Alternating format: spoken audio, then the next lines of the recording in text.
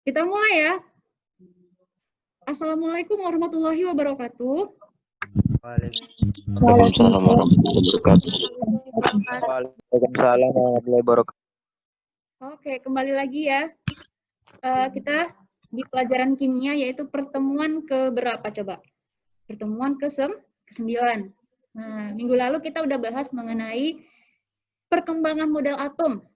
Oke, jadi hari ini kita akan bahas mengenai atomnya, khususnya mengenai susunan elektron dalam atom tersebut. Oke. Baiklah, Ibu akan tampilkan slide-nya. Oke. Gimana? Udah pada kelihatan slide-nya belum? Udah, Miss. Udah ya.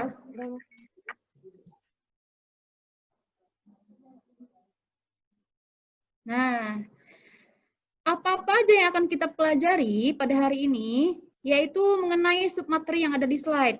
Lambang atom, kemudian isotop, isobar, dan isoton, kemudian konfigurasi elektron. Oke. Jadi setelah mempelajari tersebut, maka nanti kalian diharapkan akan mampu menghitung substansi penyusun atom. Yang kita tahu, substansi penyusun atom itu sendiri ada proton, neutron, dan elektron. Lalu nanti kalian bisa menganalisis unsur mana yang tergolong isotop, isoton, dan isobar. Lalu dapat menghitung persentase kelimpahan isotop yang ada di alam dan menuliskan konfigurasi elektron berdasarkan aturan kulit. Nah, jadi di poin keempat ini, nanti ini kita akan memerlukan fokus yang lebih ekstra ya, Nak, ya. Karena di sini dasar kalian untuk masuk ke pertemuan yang selanjutnya. Kalau kalian tidak bisa di sini, maka nanti akan kurang maksimal di pertemuan selanjutnya. Paham ya?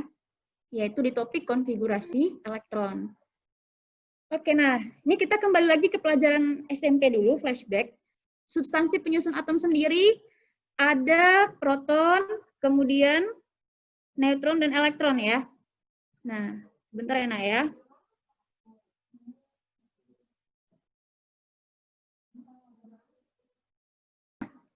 Kita lanjut lagi mengenai substansi penyusun atom. Bahwasanya di dalam atom itu ada bagian proton, ada neutron, dan ada elektron. Oke. Proton itu adalah, kalau kita lambangkan dengan substansi penyusun atom itu ada lambang A dan lambang Z.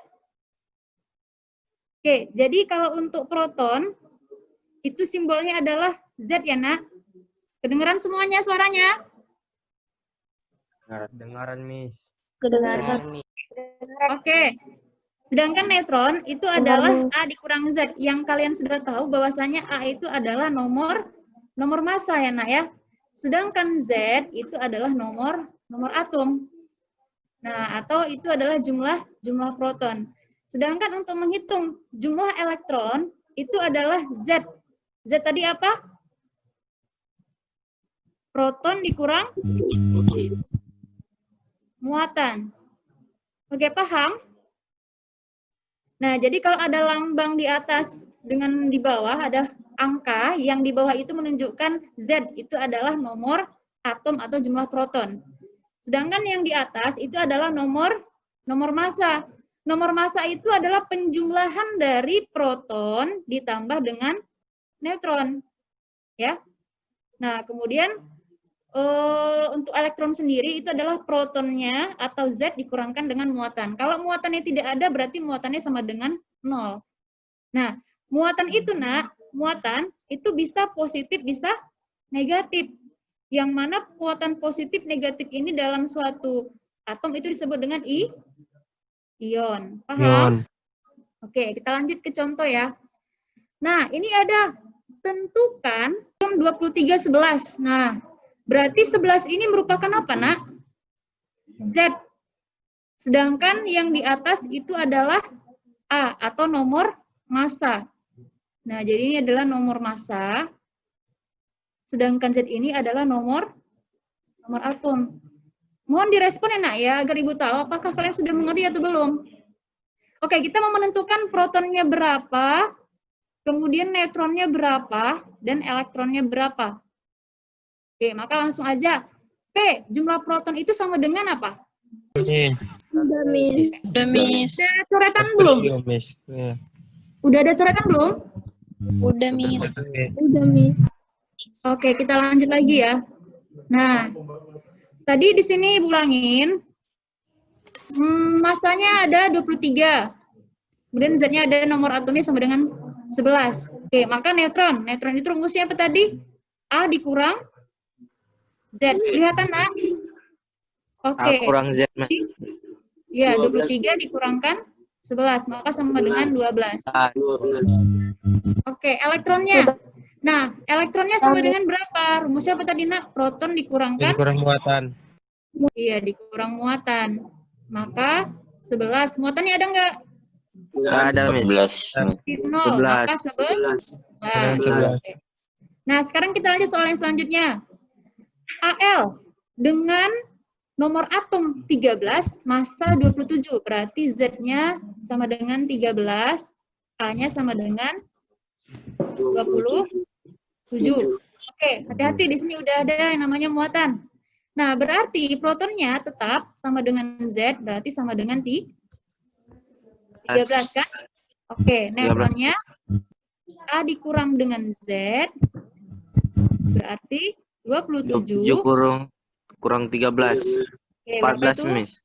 Oke. 14. Kemudian untuk elektron. Nah, rumusnya tadi proton dikurang muatan. Protonnya tadi 13. Muatannya 13. 3. positif 3. 3. Maka sama dengan 10, Miss. 10. Oke. 10. Nah, sekarang kita lanjut kalau dia muatan negatif. Sama ya. Protonnya sama dengan 16. Z, sama dengan 16. Ya. Neutronnya langsung aja 32 dikurang 16. Kemudian untuk elektronnya, proton dikurang muatan. 18. Ya, dikurang jangan lupa negatif 2. Dengan 18, Miss. Oke, paham ya? Nah, kita lanjut. Nah, sekarang menghitung isotop, isoton, isobar. Oke, kita akan jelaskan dulu apa yang dimaksud dengan ketiga ini. Isotop itu apa? Unsur-unsur sejenis dengan jumlah protonnya sama, tetapi masanya berbeda. Nah, contoh, Nak. Jadi unsur karbon itu kan pasti suatu unsur itu mempunyai nomor massa dan nomor atom. Tetapi apabila ada dua unsur yang sama, ini nomor atomnya sama nih. Ya, sama-sama 6. Tapi massanya berbeda, 1 12, 1 13. Maka ini disebut dengan Isotop.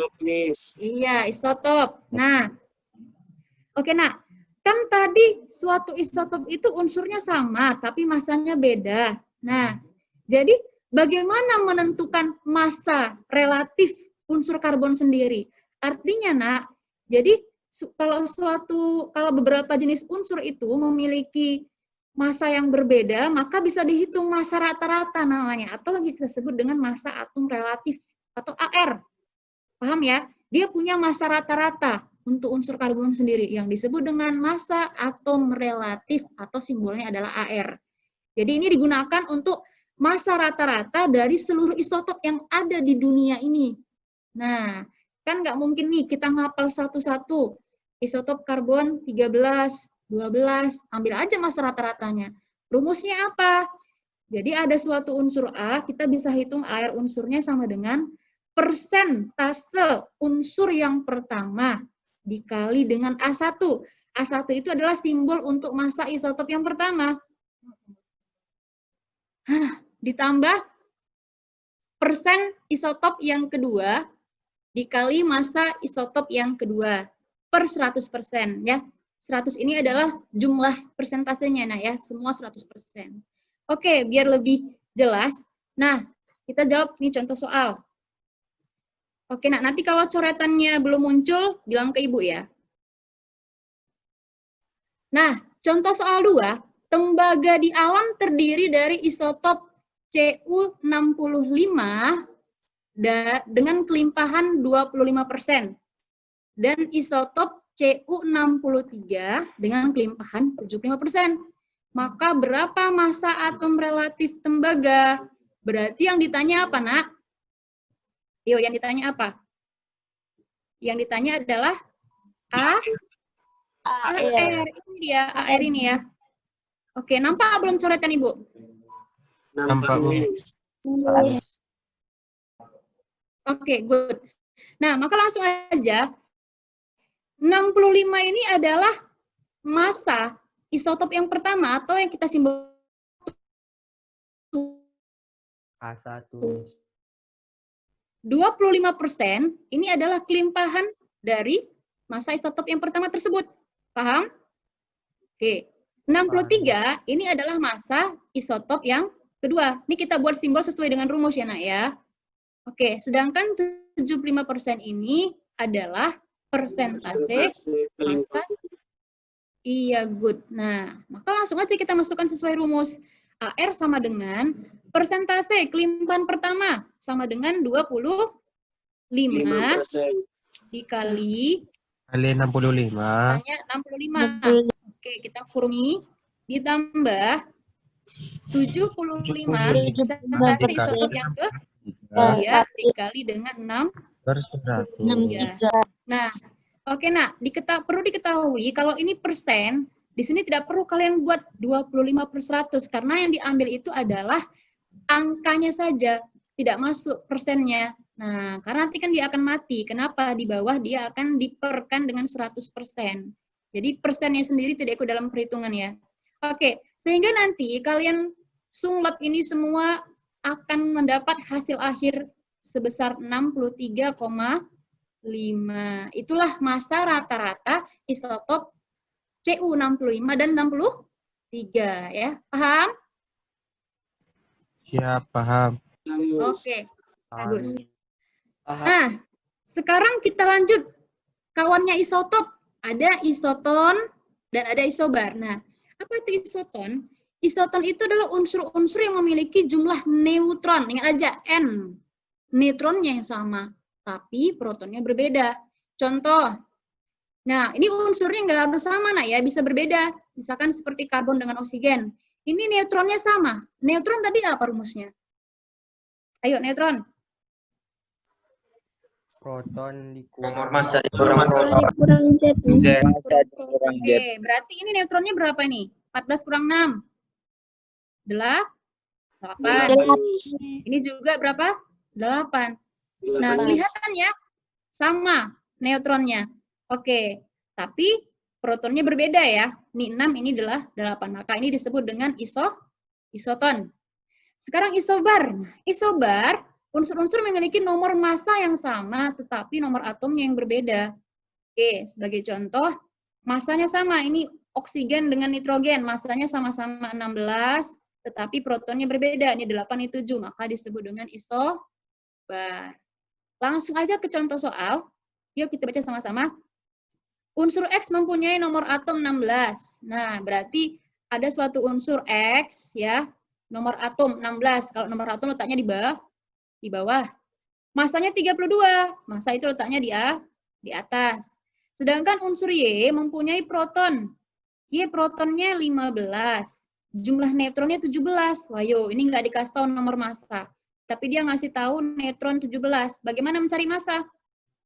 Ditambah.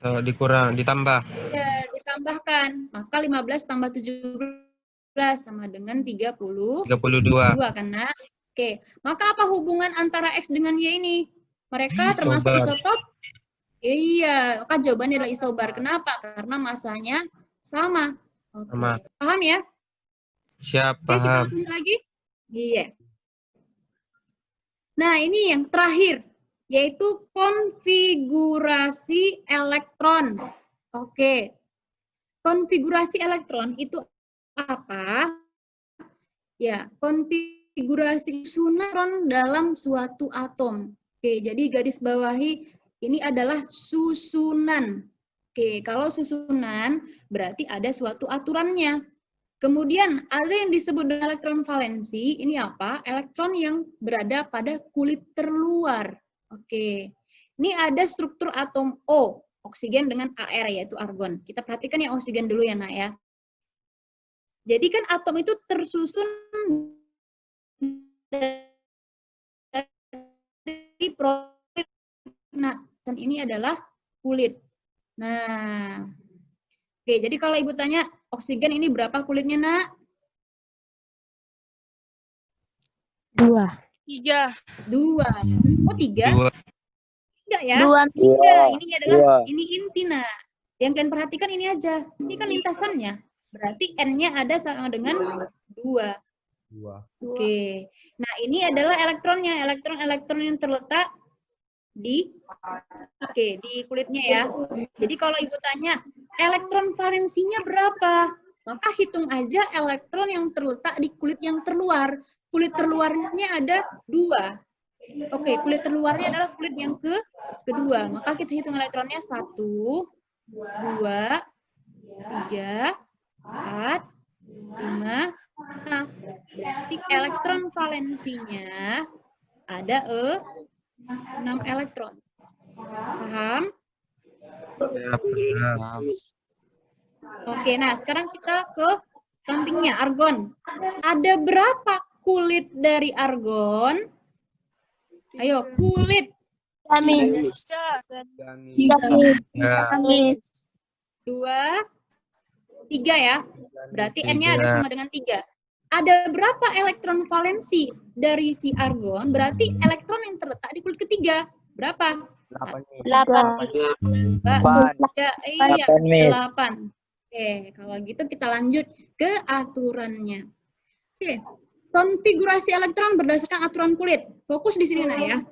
Jadi setiap kulit atom, pahami, setiap kulit atom itu dapat terisi elektron maksimum. Nah, bagaimana yang dimaksud dengan elektron maksimum? Ini kata kuncinya ya. Elektron maksimum. Artinya dalam suatu kulit itu, dia punya batas elektron. Tidak boleh lebih. Itulah yang dimaksud dengan maksimum. Rumusnya apa? 2N kuadrat. Di mana N itu menyatakan kulit ke. Nah, contoh nih. Apabila dia N sama dengan 1 atau kulit pertama, kalau secara aljabar itu kita mulai dari kulit K namanya ya. Maka rumusnya kita masukkan sesuai rumus ini.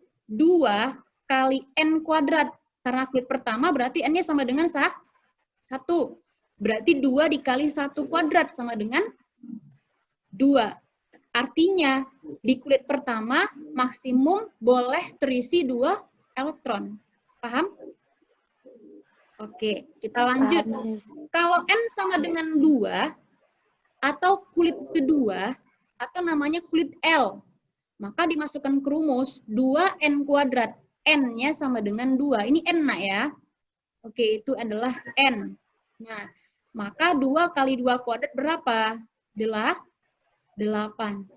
Sama penjelasannya, kalau N-nya sama dengan 3, atau itu adalah kulit M namanya, maka 2 dikali 3 kuadrat. Berarti 2 kali 9 sama dengan 18 elektron. Begitu seterusnya untuk kulit keempat. Nah, terus gimana kalau misalkan N-nya sama dengan 5? Berarti elektronnya 2 dikali 5. 5 pangkat 2. 50. Berapa itu? 50 elektron lah maksimum yang boleh mengisi kulit kelima. Oke. Kita lanjut. Nah, aturan pengisian elektron pada tiap kulit. Kulit-kulit diisi berurutan mulai dari kulit K, kulit L, kulit M, kulit N, dan seterusnya. Nah, tadi kulit K itu sama dengan kulit pertama ya. L itu kulit kedua, M itu kulit ketiga. Setiap kulit itu diisi elektron dengan jumlah maksimum sesuai dengan rumus 2N kuadrat. Ini tadi udah kalian pahami. Dan 3, elektron valensi atau elektron yang berada pada kulit terluar itu memenuhi aturan. Nah, ini kalau nanti kalian sudah mengkonfigurasikan, pastikan menemui yang namanya menemui adanya elektron valensi. Oke, maka nanti rumusnya harus sesuai dengan aturan ini, nak. Elektronnya tidak boleh lebih dari 8 atau kurang dari atau sama dengan 8 ya. Nah, kita ambil aja ke contoh biar paham. Tuliskan konfigurasi elektron dan elektron valensi dari atom-atom berikut. Oke. Yang pertama adalah Na11. Oke, bisa kalian lihat nah ya. Di sini.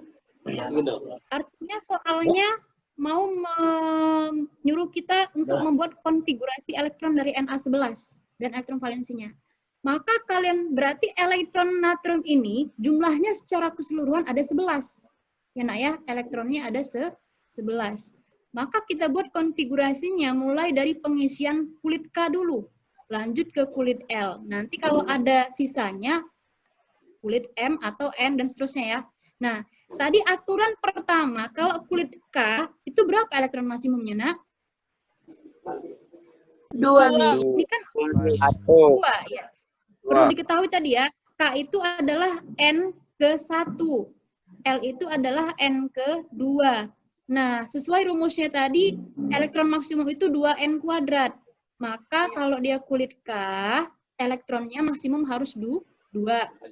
L itu 8. Ini nanti kalau kan seiring berjalannya waktu akan lancar sendiri nak ya. Ini berapa? 8, 18, dan seterusnya. Oke. Maka ini boleh diisi 2. Sisanya berapa supaya 11? 9.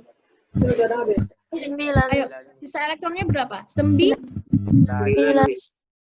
Nah, kalau kita buat di sini 9, boleh enggak?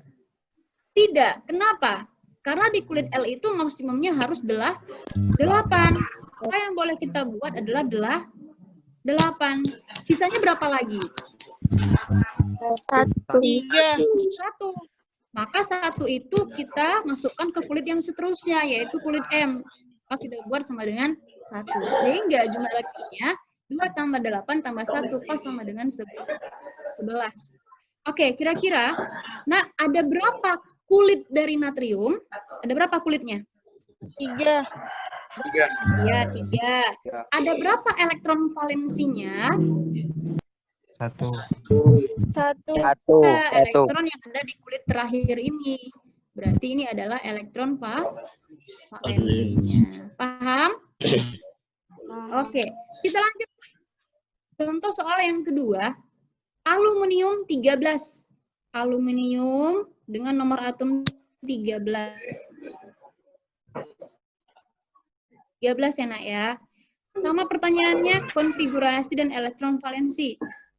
Maka kita buatkan dulu kulit K. Ayo. Kulit K. Nah, di sini ada 2. Tuh, misalnya mana? 13 kurang 2 11. 11. 11.